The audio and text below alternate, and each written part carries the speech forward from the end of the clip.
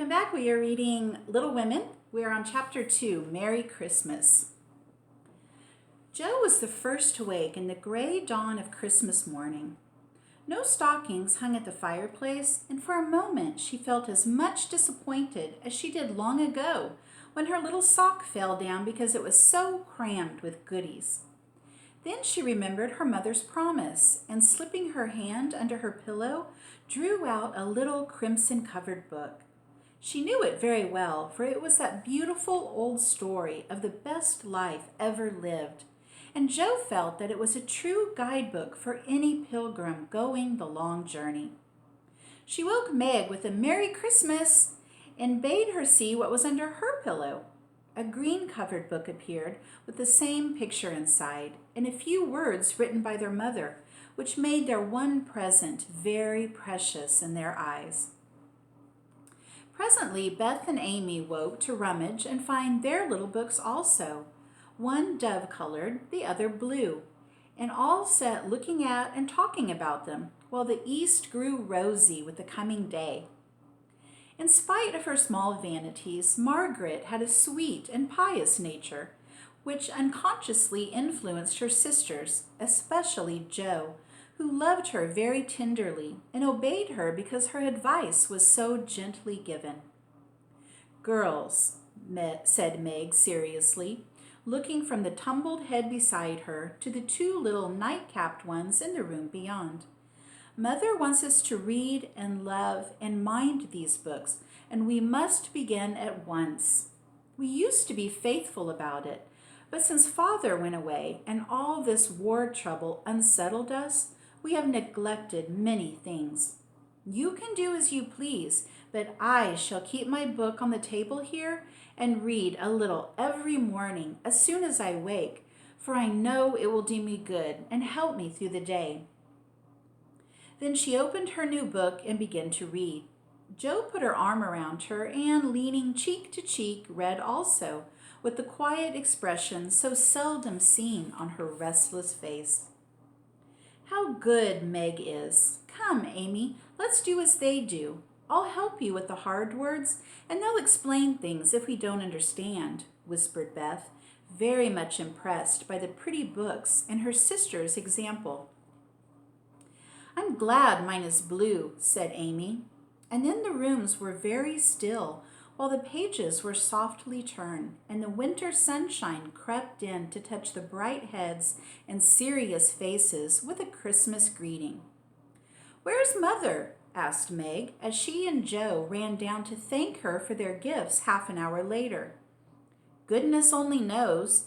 Some poor creetur come a-beggin', and your ma went straight off to see what was needed. There never was such a woman for giving away victuals and drink, clothes and faring," replied Hannah, who had lived with the family since Meg was born, and was considered by them all more as a friend than a servant. "She'll be back soon, I think, so fry your cakes and have everything ready," said Meg, looking over the presents which were collected in a basket and kept under the sofa, ready to be produced at the proper time.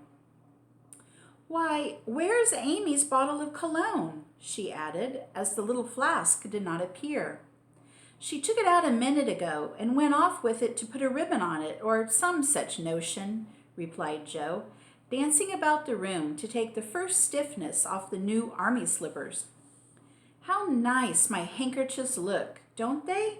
Hannah washed and ironed them for me, and I marked them all myself," said Beth, looking proudly at the somewhat uneven letters which had cost her such labor. "Bless the child, she's gone and put Mother on them instead of M. March. How funny!" cried Jo, taking up one. "Isn't it right? I thought it was better to do so because Meg's initials are M.M., and I don't want anyone to use these but Marmee," said Beth, looking troubled. "It's all right, dear, and a very pretty idea. Quite sensible, too, for no one can ever mistake now." "It will please her very much, I know," said Meg, with a frown for Jo and a smile for Beth. "There's Mother! Hide the basket, quick!" cried Jo, as a door slammed and steps sounded in the hall. Amy came in hastily and looked rather abashed when she saw her sisters all waiting for her. "Where have you been, and what are you hiding behind you?" asked Meg, surprised to see by her hood and cloak that lazy Amy had been out so early. "Don't laugh at me, Joe. I didn't mean anyone should know till the time came. I only meant to change the little bottle for a big one, and I gave all my money to get it, and I'm truly trying not to be selfish anymore."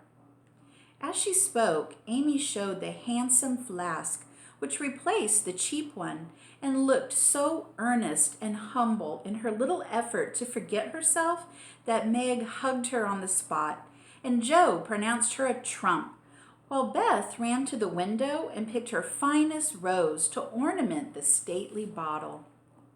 "You see, I felt ashamed of my present after reading and talking about being good this morning, so I ran around the corner and changed it the minute I was up, and I'm so glad, for mine is the handsomest now."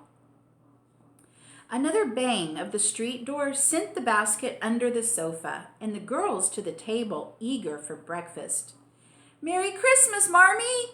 Many of them! Thank you for our books. We read some and mean to every day," they cried in chorus. "Merry Christmas, little daughters. I'm glad you began at once and hope you will keep on. But I want to say one word before we sit down. Not far away from here lies a poor woman with a little newborn baby. 6 children are huddled into one bed to keep from freezing, for they have no fire. There's nothing to eat over there, and the oldest boy came to tell me they were suffering hunger and cold. My girls, will you give them your breakfast as a Christmas present?" They were all unusually hungry, having waited nearly an hour, and for a minute no one spoke. Only a minute, for Joe exclaimed impetuously, "I'm so glad you came before we began." "May I go and help carry the things to the poor little children?" asked Beth eagerly. "I shall take the cream and the muffins," added Amy, heroically giving up the articles she most liked. Meg was already covering the buckwheats and piling the bread into one big plate. "I thought you'd do it," said Mrs. March, smiling as if satisfied. "You shall all go and help me, and when we come back, we will have bread and milk for breakfast and make it up at dinner time." They were soon ready, and the procession set out. Fortunately, it was early, and they went through back streets, so few people saw them, and no one laughed at the queer party. A poor, bare, miserable room it was, with broken windows, no fire, ragged bedclothes, a sick mother, wailing baby, and a group of pale, hungry children cuddled under one old quilt, trying to keep warm. How the big eyes stared and the blue lips smiled as the girls went in. "Ach, mein Gott, it's good angels come to us," said the poor woman, crying for joy. "Funny angels in hoods and mittens," said Joe, and set them laughing. In a few minutes, it really did seem as if kind spirits had been at work there. Hannah, who had carried wood, made a fire, and stopped up the broken panes with old hats and her own cloak. Mrs. March gave the mother tea and gruel, and comforted her with promises of help, while she dressed the little baby as tenderly as if it had been her own. The girls, meantime, spread the table, set the children round the fire, and fed them like so many hungry birds, laughing, talking, and trying to understand the funny broken English. "Das ist gut, die Engelkinder," cried the poor things as they ate and warmed their purple hands at the comfortable blaze. The girls had never been called angel children before and thought it very agreeable, especially Jo, who had been considered a Sancho ever since she was born. That was a very happy breakfast, though they didn't get any of it, and when they went away, leaving comfort behind, I think there were not in all the city 4 merrier people than the hungry little girls who gave away their breakfast and contented themselves with bread and milk on Christmas morning. "That's loving our neighbor better than ourselves, and I like it," said Meg, as they set out their presents while their mother was upstairs collecting clothes for the poor Hummels.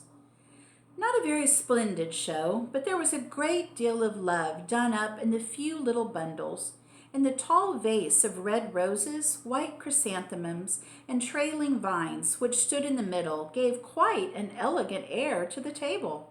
"She's coming! Strike up, Beth! Open the door, Amy!" "3 cheers for Marmee!" cried Joe, prancing about while Meg went to conduct Mother to the seat of honor. Beth played her gayest march. Amy threw open the door, and Meg enacted escort with great dignity. Mrs. March was both surprised and touched, and smiled with her eyes full as she examined her presents and read the little notes which accompanied them. The slippers went on at once. A new handkerchief was slipped into her pocket, well scented with Amy's cologne. The rose was fastened in her bosom, and the nice gloves were pronounced a perfect fit. There was a good deal of laughing and kissing and explaining in the simple, loving fashion which makes these home festivals so pleasant at the time, so sweet to remember long afterward, and then all fell to work. The morning charities and ceremonies took so much time that the rest of the day was devoted to preparations for the evening festivities. Being still too young to go often to the theater, and not rich enough to afford any great outlay for private performances, the girls put their wits to work and, necessity being the mother of invention, made whatever they needed. Very clever were some of their productions. Pasteboard guitars, antique lamps made of old-fashioned butter boats covered with silver paper, gorgeous robes of old cotton glittering with tin spangles from a pickle factory, and armor covered with the same useful diamond-shaped bits left in sheets when the lids of tin preserve pots were cut out. The furniture was used to being turned topsy-turvy, and the big chamber was the scene of many innocent revels. No gentlemen were admitted, so Jo played male parts to her heart's content and took immense satisfaction in a pair of russet leather boots given her by a friend who knew a lady who knew an actor. These boots, an old foil, and a slash doublet once used by an artist for some picture were Jo's chief treasures and appeared on all occasions. The smallness of the company made it necessary for the 2 principal actors to take several parts apiece, and they certainly deserve some credit for the hard work they did in learning 3 or 4 different parts, whisking in and out of various costumes, and managing the stage besides. It was excellent drill for their memories, a harmless amusement, and employed many hours which otherwise would have been idle, lonely, or spent in less profitable society.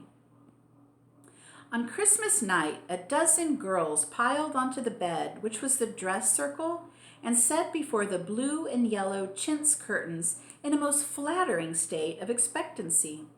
There was a good deal of rustling and whispering behind the curtain, a trifle of lamp smoke, and an occasional giggle from Amy, who was apt to get hysterical in the excitement of the moment. Presently a bell sounded, the curtains flew apart, and the operatic tragedy began. A gloomy wood, according to the one playbill, was represented by a few shrubs in pots, green baize on the floor, and a cave in the distance. This cave was made with a clothes horse for a roof, bureaus for walls, and in it was a small furnace in full blast, with a black pot on it and an old witch bending over it. The stage was dark, and the glow of the furnace had a fine effect, especially as real steam issued from the kettle when the witch took off the cover. A moment was allowed for the first thrill to subside, Then Hugo, the villain, stalked in with a clanking sword at his side, a slouched hat, black beard, mysterious cloak, and the boots. After pacing to and fro in much agitation, he struck his forehead and burst out in a wild strain, singing of his hatred for Roderigo, his love for Zara, and his pleasing resolution to kill the one and win the other. The gruff tones of Hugo's voice, with an occasional shout when his feelings overcame him, were very impressive, and the audience applauded the moment he paused for breath. Bowing with the air of one accustomed to public praise, he stole to the cavern and ordered Hagar to come forth with a commanding, "What ho, minion! I need thee!" Out came Meg, with gray horsehair hanging about her face, a red and black robe, a staff, a Kabbalistic signs upon her cloak. Hugo demanded a potion to make Zara adore him, and one to destroy Roderigo. Hagar, in a fine dramatic melody, promised both, and proceeded to call up the spirit who would bring the love philter. "Hither, hither, from thy home, airy sprite, I bid thee come, born of roses, fed on dew, charms and potions canst thou brew? Bring me here with elfin speed the fragrant philter which I need. Make it sweet and swift and strong. Spirit, answer now my song." A soft strain of music sounded, and then at the back of the cave appeared a little figure in cloudy white, with glittering wings, golden hair, and a garland of roses on its head. Waving a wand, it sang, "Hither I come from my airy home, afar in the silver moon. Take the magic spell and use it well, or its power will vanish soon." And dropping a small gilded bottle at the witch's feet, the spirit vanished. Another chant from Hagar produced another apparition, not a lovely one, for with a bang an ugly black imp appeared, and having croaked a reply, tossed a dark bottle at Hugo and disappeared with a mocking laugh. Having warbled his thanks and put the potions in his boots, Hugo departed, and Hagar informed the audience that, as he had killed a few of her friends in time past, she has cursed him and intends to thwart his plans and be revenged on him. Then the curtain fell, and the audience reposed and ate candy while discussing the merits of the play. A good deal of hammering went on before the curtain rose again, but when it did become evident what a masterpiece of stage carpentering had been got up, no one murmured at the delay. It was truly superb. A tower rose to the ceiling. Halfway up appeared a window with a lamp burning at it, and behind the white curtain appeared Zara in a lovely blue and silver dress, waiting for Roderigo. He came in gorgeous array, with plumed cap, red cloak, chestnut lovelocks, a guitar, and the boots, of course. Kneeling at the foot of the tower, he sang a serenade in melting tones.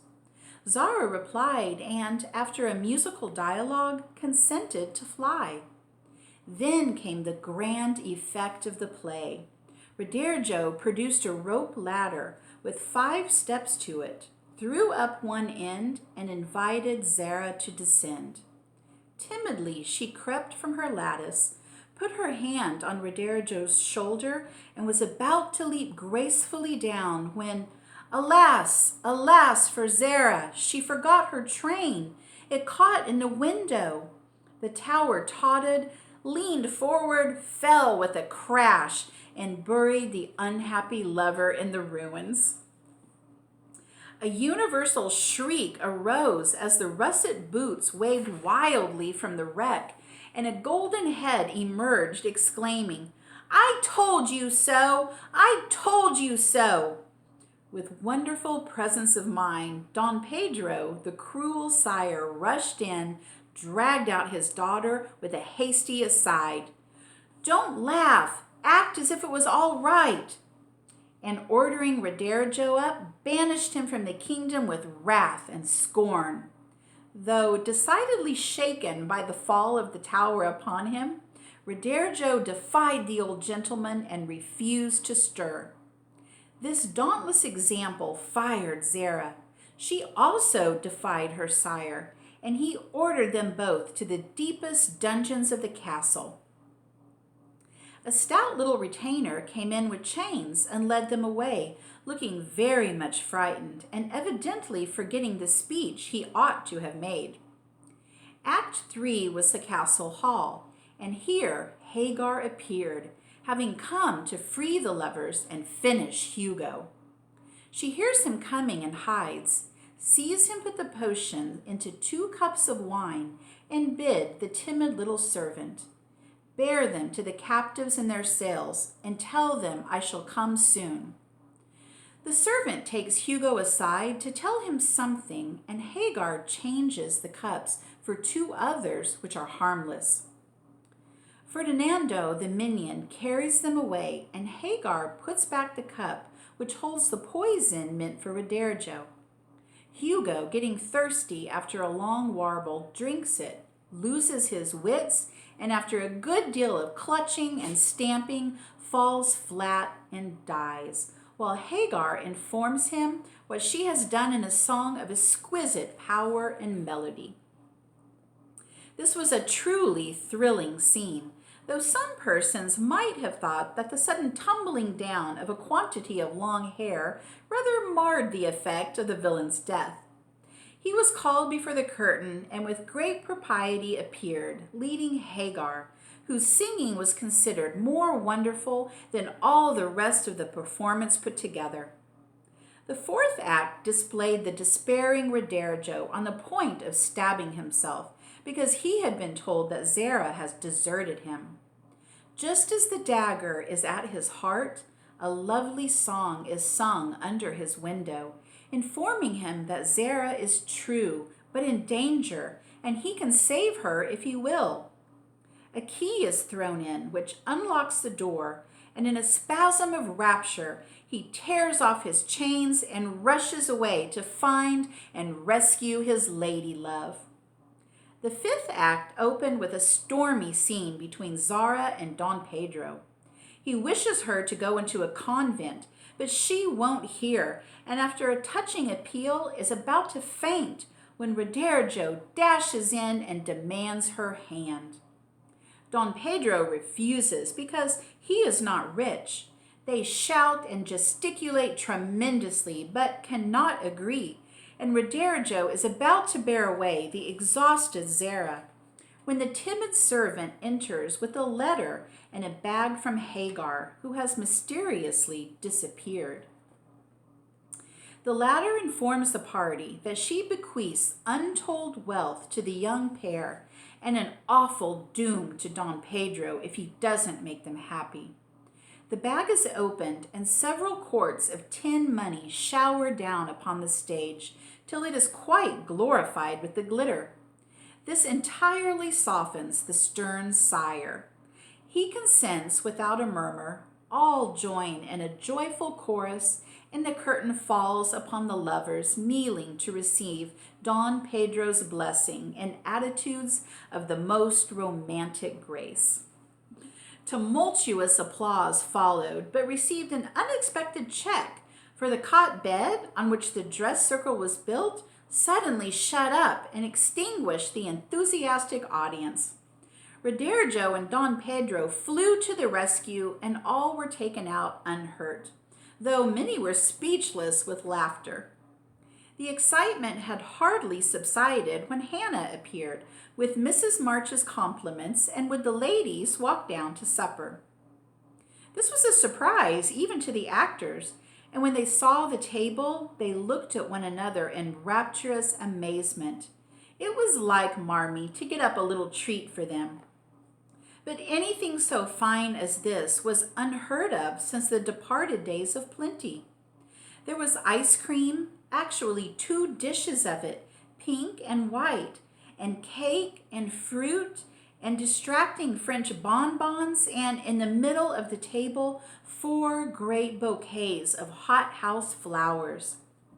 It quite took their breath away, and they stared first at the table and then at their mother, who looked as if she enjoyed it immensely. "Is it fairies?" asked Amy. "It's Santa Claus," said Beth.